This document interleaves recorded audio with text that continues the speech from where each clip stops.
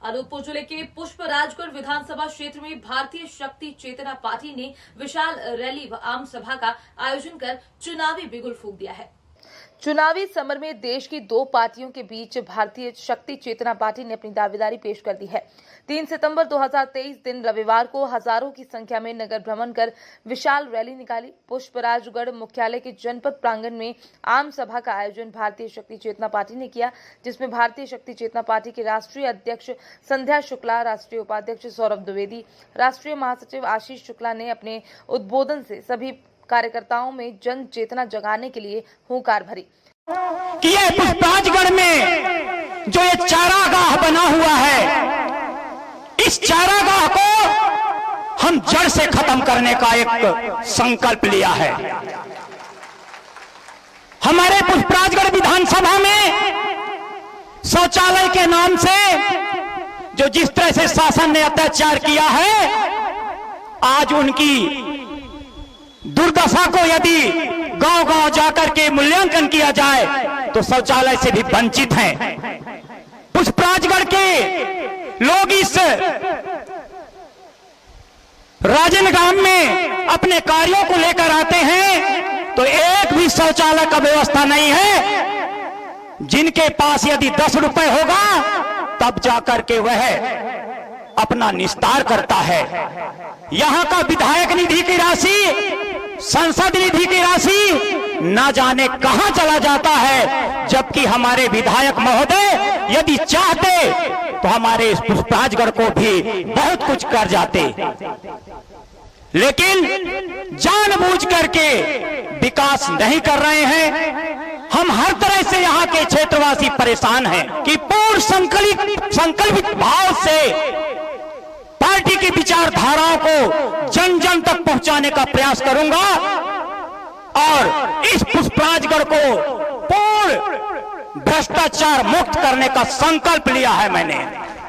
भारतीय शक्ति चेतना पार्टी की राष्ट्रीय अध्यक्ष संध्या शुक्ला ने देश की दो बड़ी पार्टियों पर आरोप लगाते हुए कहा कि देश की आजादी के 76 वर्ष पूर्ण हो गए हैं, लेकिन देश को भाजपा और कांग्रेसी भ्रष्टाचारी राजनेताओं ने केवल लूटा है। आज भी लोगों को रोटी, कपड़ा, मकान के लिए दर दर की ठोकरें खानी पड़ रही हैं। जनता के वोट जीतकर जनता के पैसों से केवल अपने घर भरे हैं। मध्य प्रदेश सबसे बड़ा भ्रष्टाचार तो ग्राम पंचायतों में ही हो रहा है। भारतीय शक्ति चेतना पार्टी के प्रत्याशी एडवोकेट अमित पड़वार ने आम सभा को संबोधित करते हुए कहा कि पुष्पराजगढ़ को जो भ्रष्टाचार का चारागाह बना दिए हैं, उसे हम जड़ से समाप्त करेंगे। मैं इस बात का संकल्प लेता हूं। मुख्यालय में ही शौचालय की स्थिति देख सकते हैं कि यहां 10 रुपए किसी के पास होगा तभी वो निस्तार के लिए जा सकता है। संकल्पित भाव से मैं पार्टी की विचारधारा को जन जन तक पहुंचाने का कार्य करूंगा। आजादी के 76 सालों बाद भी भारत की जनता परेशान है। आजादी के 76 सालों बाद भी मुद्दे क्या बनाए इन्होंने? रोटी, कपड़ा और मकान। बड़ी बड़ी घोषणाएं कर देना, बड़े बड़े वादे कर देना। आज गांव-गांव की जनता कोई पानी के लिए परेशान है, कोई बिजली के लिए परेशान है, शौचालय के लिए, अच्छी शिक्षा के लिए परेशान है, अच्छे स्वास्थ्य के लिए परेशान है, रोजगार के लिए परेशान है, महंगाई से परेशान है, महिलाओं की सुरक्षा को लेकर के तनाव में है। आज आजादी के 76 सालों बाद भी, बार-बार सत्ताएं बदल करके आने के बाद भी यदि आम जनता इन्हीं सब परेशानियों से परेशान है तो मैं पूछना चाहती हूँ बदल करके आने वाली भाजपा और कांग्रेस की सरकार से कि आजादी के 76 सालों बाद तक आपने किया क्या? हर साल, हर 5 साल में आपने बड़ी घोषणा पत्र लागू किए, बड़े योजनाओं के पत्र लागू किए, मगर 76 सालों में घोषणाएं आपने जितनी लागू करी उनमें से 76 घोषणाओं को भी आपने पूरा किया हो तो आप अपना नाम बताइए। मगर योजनाएं बड़े जब बैनर लगाए जाएंगे तो हमने इतने बड़े अस्पताल बनवा दिए, हमने इतने बड़े विद्यालय बनवा दिए, हमने इतने रोजगार उपलब्ध करा दिए। मैं पूछना चाहती हूँ इन सत्ताधारी नेताओं से, यदि वास्तव में आपने मध्य प्रदेश में इतने रोजगार प्रदान किए हैं तो क्यों आज मध्य प्रदेश के लोगों को मध्य प्रदेश को छोड़ करके दूसरे प्रदेश में मजदूरी करने के लिए जाना पड़ता है?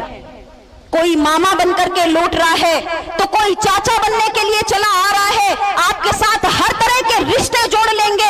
मैं पूछना चाहती हूँ वह कौन सा सगा मामा होगा जो चाहेगा कि उसका भांजा शराब पी करके सड़ता रहे, उसका शरीर सड़ता रहे, वह कमजोर पड़ता चला जाए और उसकी बहनें विधवा हो जाएं। और इनके दोगले चरित्र देखिए, एक तरफ तो आपको सरकारी लाइसेंसी नशे के ठेके मिल जाएंगे देखने के लिए, और दूसरी ओर आपको नशा मुक्ति दिवस मनाने के लिए कहेंगे। आज ग्राम पंचायत लेवल में जितना बड़ा भ्रष्टाचार मध्य प्रदेश में हो रहा है, मैं चाहती हूँ हर एक व्यक्ति इस बात की आवाज उठाए। अपने अपने गांव से आप आवाज उठाइए। नहीं, इससे बड़ा भ्रष्टाचार का उदाहरण नहीं हो सकता कि एक एक गांव में 15-15 करोड़ रुपए, 15-15 लाख रुपए का भ्रष्टाचार एक एक गांव में हो रहा है।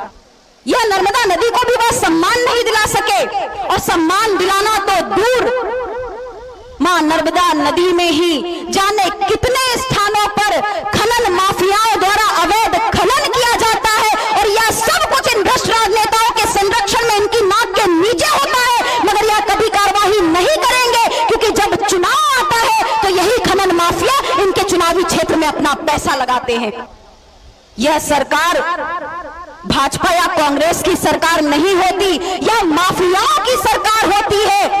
चाहे खनन माफिया हो, चाहे भू माफिया हो, चाहे शराब माफिया हो, चाहे अपराधी हो, यह केवल और केवल अपराधियों की सरकार होती है। मेरे आदिवासी भाइयों बहनों को नशे के व्यापार की ओर बढ़ाओगे, उनके परिवार की तुम्हें हाय लगेगी, कभी तुम अपनी सत्ता पर सफल नहीं हो पाओगे, एक दिन तुम्हें धूल अवश्य चाटनी पड़ेगी।